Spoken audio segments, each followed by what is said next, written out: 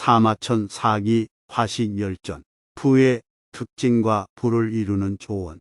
돈을 벌 기회가 온다면 마치 맹수가 먹잇감에 달려들듯이 달려들어 쟁취하라. 자공은 공자의 70제자 중 한 명이다. 그리고 그가 그중 가장 부유하다고 할 수 있다. 자공은 값이 싼 물건을 사들여 비싸게 파는 방법으로 상업을 하여 재물을 쌓았다. 그래서 그는 다른 학식만 높고 궁핍하게 산 선비들과는 다르게 비단 예물을 가지고 각국 제후들의 연애를 받았다. 제후들은 그에게 군신의 예가 아니라 평등한 예로서 대하였다. 공자가 천하의 이름을 능히 떨칠 수 있었던 데에는 자공의 역할이 도움이 많이 됐다. 이야말로 부자가 세력을 얻으면 명성과 지위가 더욱 빛난다는 것이 아니겠는가. 백규는 주나라 사람인데 세상의 변화를 살피는 것을 즐겨하였다. 그래서 그는 다른 사람이 저렴한 가격에 파는 물건은 사들이고 다른 사람이 높은 가격에 사들이는 물건은 팔아치웠다. 그는 곡물이 익어가는 계절에 양곡을 사들이고 비단과 치를 팔았으며 누에고치가 생산될 때 비단과 솜을 사들이고 양곡을 내다 팔았다. 그는 물건을 비축하면서 재산을 해마다 2배씩 증가시켰다. 그는 수입을 늘리고자 하면 낮은 등급의 곡물을 사들였고 곡물의 비축을 늘리고자 하면 높은 등급의 종자를 사들였다. 그는 음식을 탐하지 않았고 욕망의 향수를 절제하며 하고 싶은 것을 억제하고 극히 소박한 옷만 입으면서 매년 그를 위해 일하는 노예들과 동고동락하였다. 하지만 재산을 늘릴 시기가 오면 마치 맹수와 맹금이 먹잇감에 달려드는 것처럼 재빠르고 확실했다. 그는 말했다. 경영할 때는 이윤이나 강태공이 계책을 실행하는 것처럼 하고 손자와 오기가 작전하는 것처럼 하며 상황이 법령을 집행하는 것처럼 한다. 그러므로 변화에 시적절하게 대처하는 지혜가 없거나 과감한 결단을 내릴 용기가 없거나 구매를 포기하는 인덕이 없거나 비축을 견제할 강단이 없는 사람은 나의 방법을 배우려 한다고 해도 나는 결코 알려줄 생각이 없으며 알려주더라도 알지 못한다. 고 말하였다.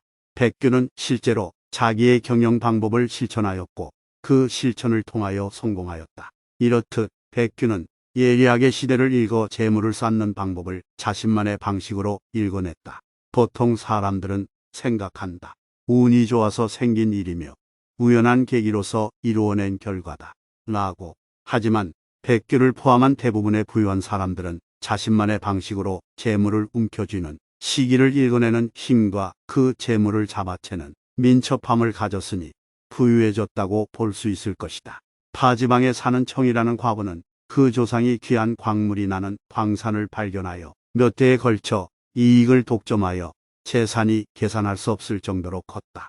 청은 일개 과부에 불과했지만 조상의 재산을 지킴으로써 다른 사람에게서 자신을 보호하고 모욕을 당하지 않았다.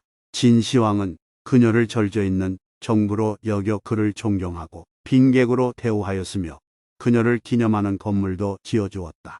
이렇게 청은 아무 보잘것없는 과부였지만 그녀의 재산으로 천자의 귀한 손님으로 이름을 천하에 떨쳤다. 이처럼 우리가 부를 소홀히 여겨서는 안 되며 재산을 쌓을 기회를 놓치지 않기 위해 매일 자신을 단련하고 공부해야 할 것이다. 농부가 자신의 곡물을 내놓지 않으면 사람들은 식량을 얻지 못하고 기술자가 자기의 도구를 내놓지 않으면 사람들은 도구를 얻을 수 없게 된다. 또 상인이 무역을 하지 않게 되면 식량, 도구, 재화의 왕래가 끊어지게 되며 결국엔 재화 결핍에 직면하게 된다. 이러한 측면은 사람들이 생활하는 데 쓰이는 재화들의 원천이다.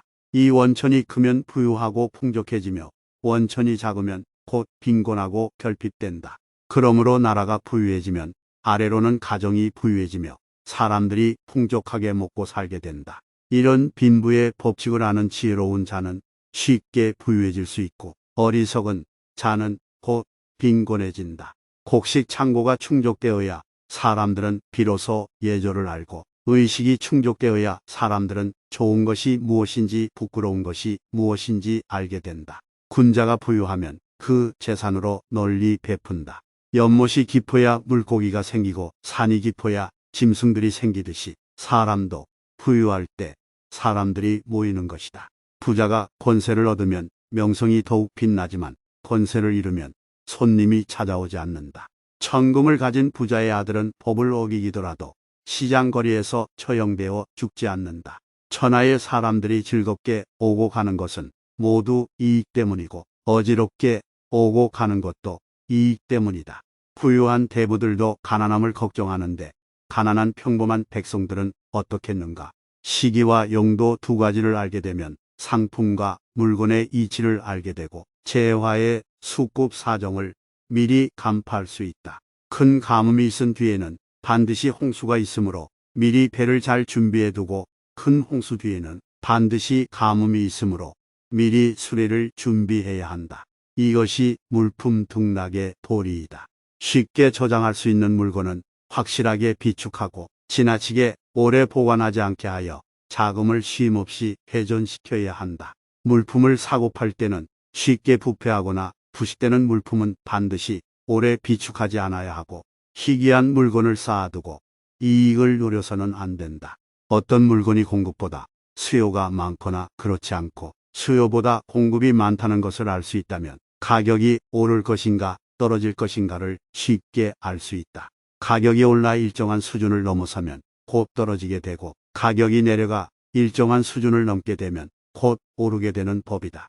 따라서 가격이 올라 어느 수준을 넘게 되면 마치 더러운 것을 보듯이 주저없이 팔아야 하고 가격이 내려가 일정한 수준에 이르면 마치 귀한 것을 보듯이 주저없이 사들여야 한다. 이렇듯 물건과 화폐는 흐르는 물과 같이 끊임없이 유통하고 움직이는 것이다. 적절한 때를 맞추어 변화를 도모하고 시기에 맞춰 이익을 내고 고용한 사람을 매몰차게 대하지 않아야 한다. 경영에 뛰어난 자는 반드시 신뢰할 수 있는 사람을 선택하고 좋은 시기를 파악할 줄 안다. 나라가 부유해지며 강해지는 것은 지형적인 차이와 그 나라에 속한 사람들이 돈을 어떻게 대하고 벌어들이느냐에도 달려있다. 풍부한 먹거리가 있는 지역의 사람들은 그로 인해 그럭저럭 아무렇게나 게으른 태도로 살아가며 저축이 필요하지 않다. 하지만 자주 수해와 가뭄으로 재해를 당하는 지역의 사람들은 물품과 식량을 비축해 놓는 일에 익숙하다. 이렇듯 위기를 아는 사람일수록 가난의 위험에 빠질 확률이 낮다. 가난하고 공공하면서도 체계 있는 그럴싸한 말을 즐기는 자는 어리석다. 그저 실행하지 못하고 입으로만 세상을 아는 척할 줄 아는 것이다. 자신의 의식주를 해결하지도 못하면서 머릿속에 아는 것이 많아 아는 체 하는 사람은 하루살이와 같다. 하지만 도덕도 중요하다. 어떤 곳에서 1년을 살려면 곡식을 심어야 하고 10년을 살려면 나무를 심어야 하며 100년을 살려면 덕을 쌓고 선행을 베풀어 멀리 있는 사람을 불러야 한다고 했다. 덕으로서 다른 사람과 재물이 자신에게 올 수 있도록 끌어들이는 것이다. 재산을 소유한 자는 바삐 뛰어다닐 필요 없이 가만히 앉아서 수입을 기다리기만 하면 된다. 몸을 편안히 하여 풍부한 향유를 누릴 수 있다. 집안이 빈곤하고 부양할 가족이 많은데도 부양할 수 없는데도 문제인 줄 모른다면 그것은 참으로 어리석은 일이다. 재물이 없고 지혜가 없는 빈곤한 사람은 오로지 힘써서 일할 수밖에 없다.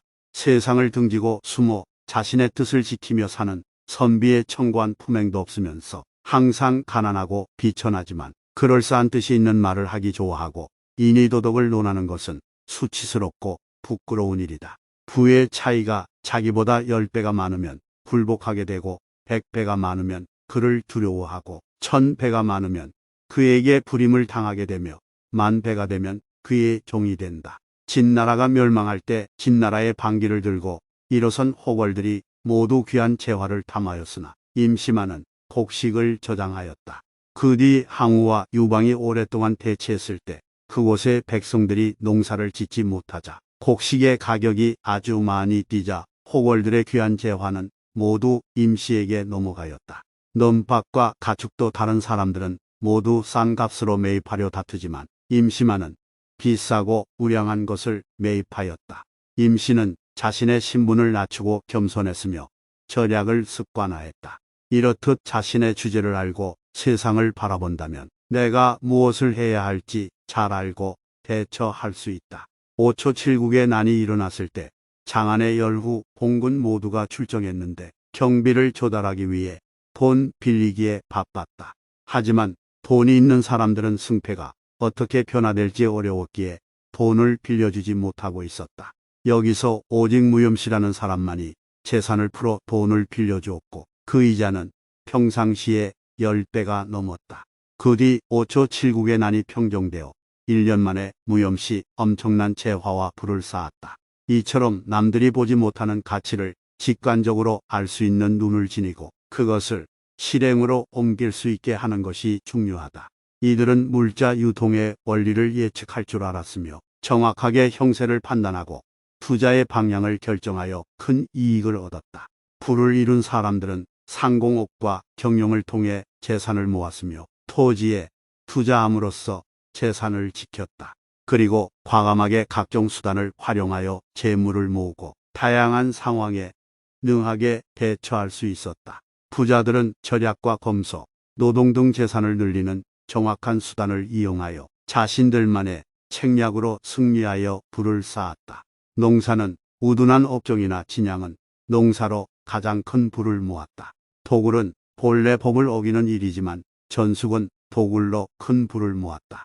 도박은 비열한 업종이지만 환발은 도박을 통하여 부를 이루었다. 동물의 유지를 판매하는 것은 치욕을 느끼는 일이지만 옹백은 이것으로 부를 일으켰다.